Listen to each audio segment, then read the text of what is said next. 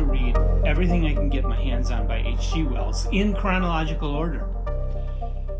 Of course, starting with short stories and The Time Machine, and at this point I've read most of his short stories and all of the novels up to 1899. And now I read the one novel he published in 1900, and the bibliography I have shows that he didn't publish any other short stories, and as far as I know, not any articles in the year 1900. In that year, the book he published is Love and Mr. Lewisham, one of his early non-science fiction, non-fantastical works. In his early years as a writer, of course, he wrote his most famous science fiction books, The Time Machine, The Invisible Man, The War of the Worlds, Island of Dr. Moreau, and When the Sleeper Wakes. And that gave him his early success, but of course, those being fantasies, or now we call them science fiction, they weren't taken too seriously. For a very long time, science fiction, fantasy, and horror was kid stuff. It was not taken seriously as literature. And H.G. Wells' early novels that gained him a lot of fame were not taken seriously as literature. He didn't start to get taken seriously until he started writing books like this one. Before this one, he did write a couple novels. His second novel, The Wonderful Visit, it's a fantasy, but it's a comedy. And so it's very different from The Time Machine. And I think that people accepted The Wonderful Visit a little bit differently from The Time Machine. The Time Machine, of course, was wildly successful.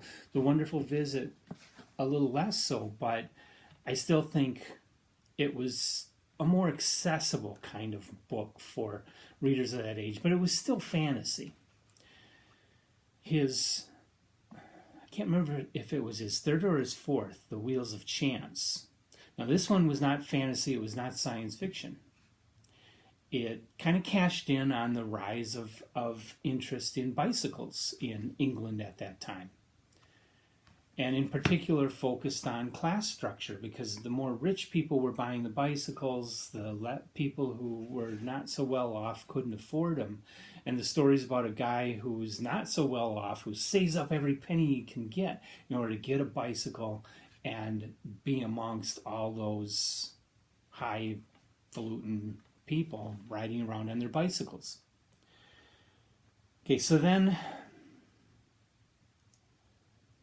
a few years later, he writes Love and Mr. Lewisham, what you could, in the language of his day, call his first serious work of fiction, his first more literate work, his first more realist work. The story is about Mr. Lewisham, of course. Right away he's a young man, about to go off to school, about to go off to the university, but he falls in love with a woman. And he's faced with that decision, career or love. And he's filled with a lot of youthful idealisms, but he's also filled with this newfound love, and it's all great and everything. And he has a hard time making that decision, but he tries to do both. He goes off to the university and is separated from her for a while. But then him and one of the other students that he's friends with goes to a seance.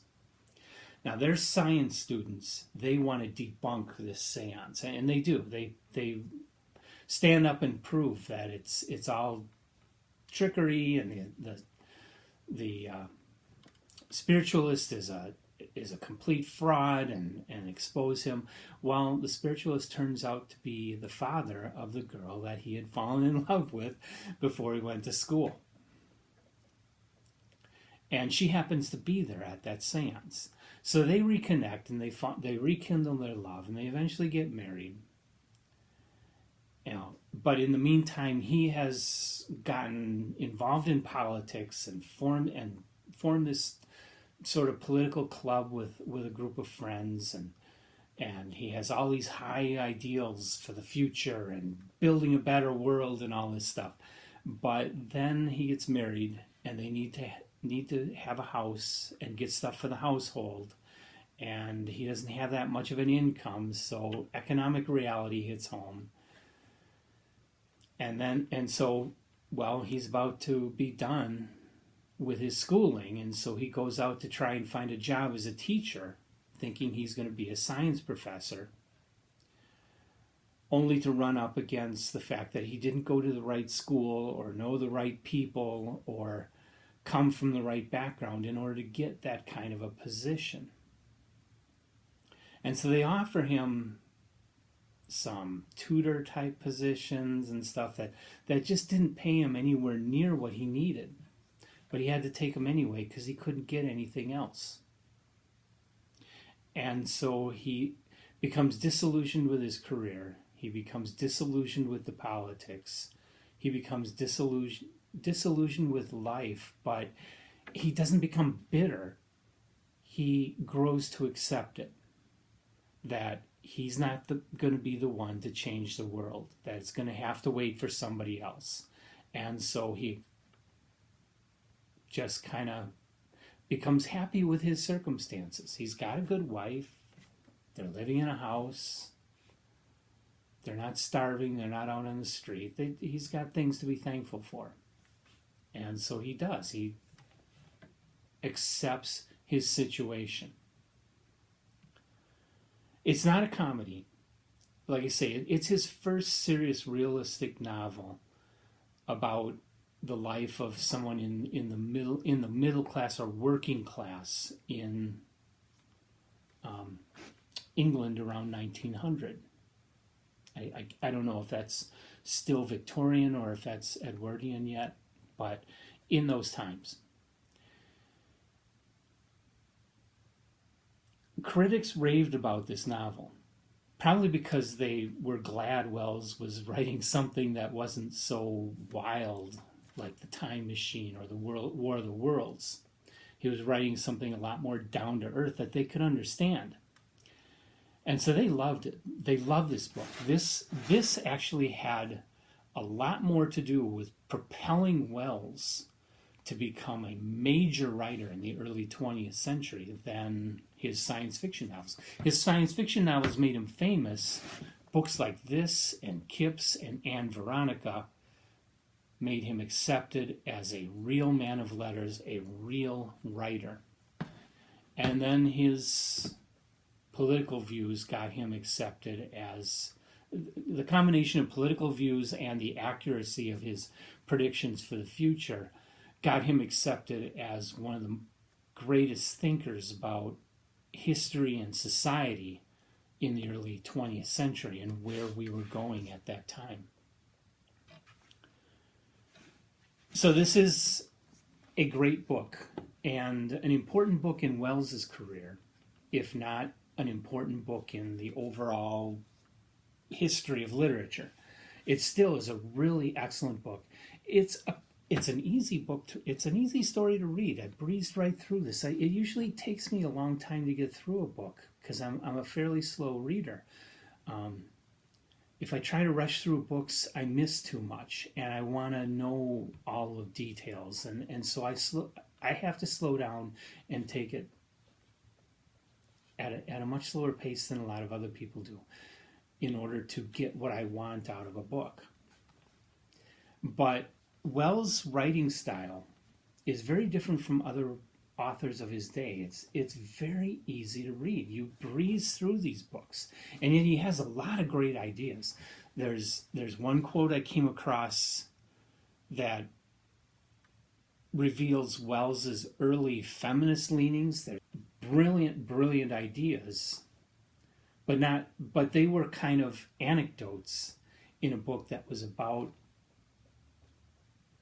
coming of age, about becoming an adult, about giving up youthful dreams.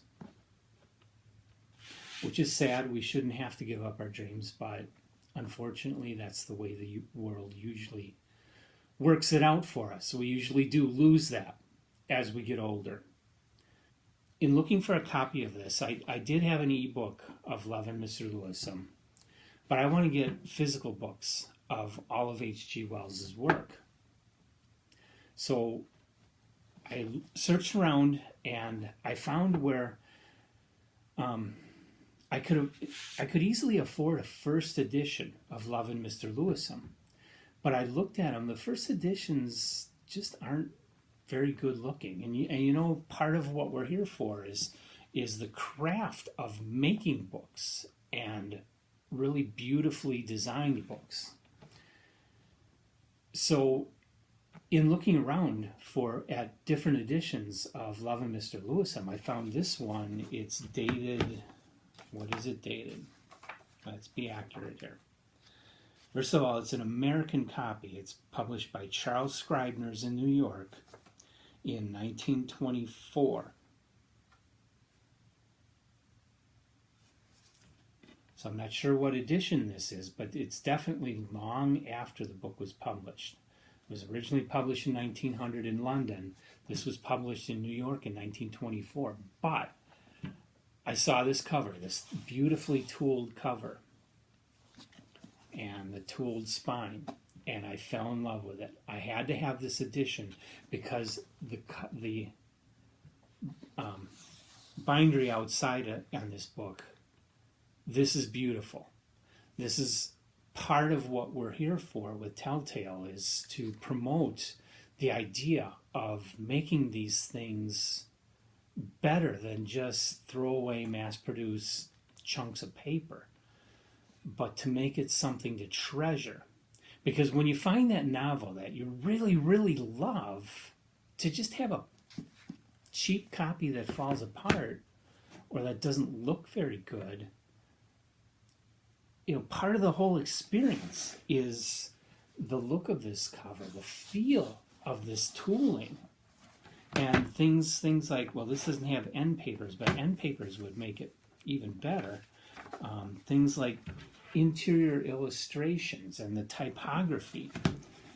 You know, in particular, I love how a lot of books at this time, they have wider leading to the lines and greater margins on the pages. Now, this made the books a little more expensive to produce because you're using more paper to publish a book, where if they would tighten up the leading and go out to closer to the edge of the page like they do in today's book, they could cut, you know, probably 30 pages out of this book and save themselves some money. But it's harder to read that way. It's much, much easier to read this way. Much, much more enjoyable to read. The experience of this book is way better because of the choices the publisher made. And then there's things like, which was common in the 20s, the dyed top, not the other edges. The other edges are not colored at all, just along the top. They did that a lot on books in the 1920s. And it adds an extra touch. Some of them are done with like a gold. I don't think it's real gold. I think it's got to be just an ink, but it's like gilded on the edges of the pages, and it's beautiful. So I fell in love with this copy when I saw it, and I took a chance and I bought it, even though it's not a first edition, and I could have gotten a first edition for the same price. Actually, a little bit more, about $5 more for a first edition, 1900 London edition of Love and Mr. Lewisham. But I went with this one because this is just beautiful. Way better looking than the first edition of the book. So this was a great experience. Very different from the H.G. Wells I'm familiar with. I've only read his science fiction with the exception of The Wheels of Chance and some short stories that I've read since I started this project. They're not science fiction. And I've started reading some of his nonfiction. I'll be getting into that. The next H.G. Wells novel I read is First Man in the Moon, but then after First Man in the Moon, the next book he published is Anticipations, which is nonfiction. I'm looking forward to that. I'm liking all of the H.G. Wells I'm reading. Even though it's not science fiction, I'm still finding stuff about it that I admire and that really, really means something to me. And that's what you look for in a book, especially one you're going to pay a little more to get a collectible edition in, something where you're going to look for something that you're going to hang on to for your lifetime and really take care of it. You want to make sure it's a book that you're going to fall in love with. Now, for you, if that means you're falling in love with Harlequin romances, more power to you. Personally, that wouldn't be me. But if that's what really lights you up, then do it. Collect them and take care of them. Find good copies. I believe all Harlequin romances are only paperbacks, but find really good existing copies of those paperbacks. Don't just go to a used bookstore and buy something that's all cruddy and bent and falling apart and pages falling out. If you love the book, take the time to find a good copy that you can value and treasure. And you may be surprised the books that you love may be a lot cheaper than you think they are. So I've fallen in love with this. I took a chance on it because this, like I say, this is the first serious realist novel of Wells that I read. So I didn't know what I was in for. But I went ahead and bought this anyway because it's H.G. Wells. I thought, can't be that bad. And it wasn't all that expensive that I had to really worry about it. And I read the book and I fell in love with it. It's a great story. It's a realistic story. It's not science fiction. It's not fantasy. It's not horror. It's not The War of the Worlds. It's not The Island of Dr. Moreau. It's not even Things to Come. It is a realistic story. And that's what a lot of people today seem to forget a lot about H.G. Wells, is that he wasn't just a science fiction writer. He got his start in science fiction, but he only stayed there for a few years, and then after that he really didn't write too much science fiction. A couple of them after 1900, but he really focused on this kind of novel, and then gradually got away from novels almost completely until he was mostly writing nonfiction.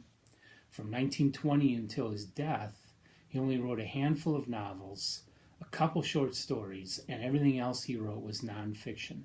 His ideas about society, about history, about the future. I hope I've inspired you to either look this book up or go and find a book of your own that you treasure and find a good copy of it. It's worth it. It's worth it to have these things if you really love the story and love the author. It's worth it to hunt down a collectible edition of it. And may not cost you nearly as much as you think it's going to. So, I hope if you're new to us, I hope you'll subscribe. I hope you'll like this video. If you're not new to us, I hope you'll like this video. I hope you'll share this video. I hope you'll comment on this video. Tell me what you think about what I've said. Tell me what you think about H.G. Wells. Tell me what you think about loving Mr. Lewisham. Tell me what you think about the books that you love. But leave comments. Tell us what you think. We want to hear from you. We want to hear that there are other people out there that share this love of books that we have focused